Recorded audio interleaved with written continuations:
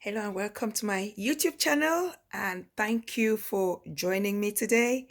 And I want to talk about dating apps. It is something I've always heard about. I've seen people talk about it on social media, but I've never really paid particular attention to it. And you just never really know how it works until you get there.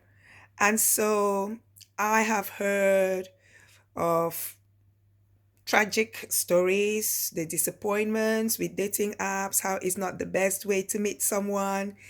And I've also heard about success stories of dating apps.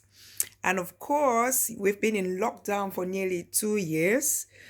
And of course, there is the conventional way of meeting people, but out of curiosity and feeling like, yeah, go out there and check what's there.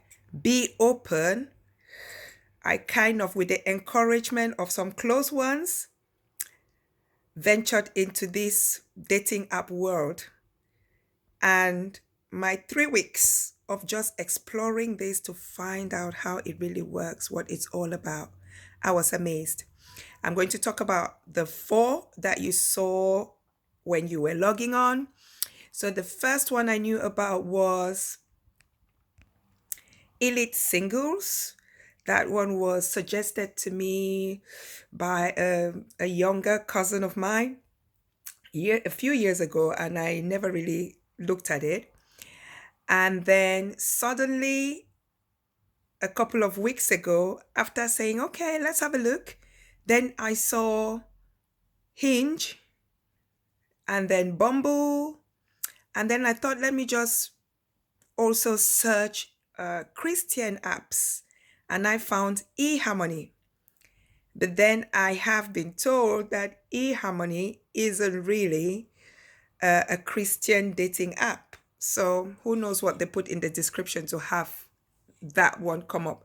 There are loads and loads and loads of other dating apps, but I just want to talk about what I discovered about these four.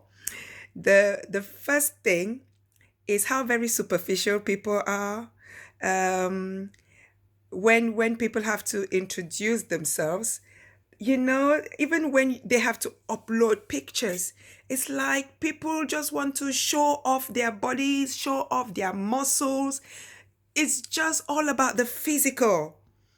So if people don't look glamorous, don't look beautiful, if the women have not pumped up their lips and the men haven't built their muscles, it's like they've not done much.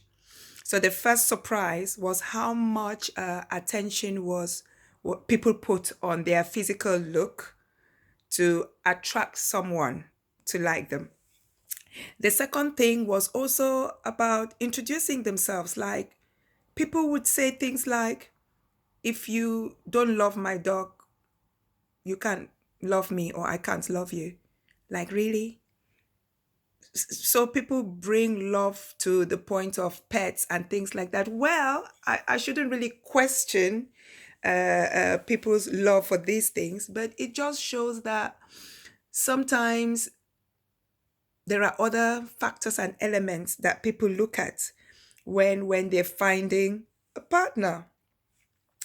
The third thing and the last thing I actually wanted to mention, which was my surprise, was how time consuming it is to go on a dating app. If you want to find love or a friendship on a dating app, oh my goodness, you have to create time. It is so time consuming because many people will like your profile, like what you've said about yourself, and then notifications will come in and you need to read about these people and then pick and choose if there's anyone you're interested in communicating with, and that is how communication starts. I could not even believe it, the number of notifications. And if you're not careful, you get confused. Who's got time to be chatting with over 50 people at the same time? So that was the surprising thing I found about the app. And one last thing, actually, a fourth thing. The fourth thing, which was most surprising for me, was when I found out the reason why some people go on those apps. They don't even go there to find love. It's like people are just going there to find someone to have fun with. Like, yeah, no strings attached. They just want to have fun. I don't know why I didn't think about that, but I was really surprised.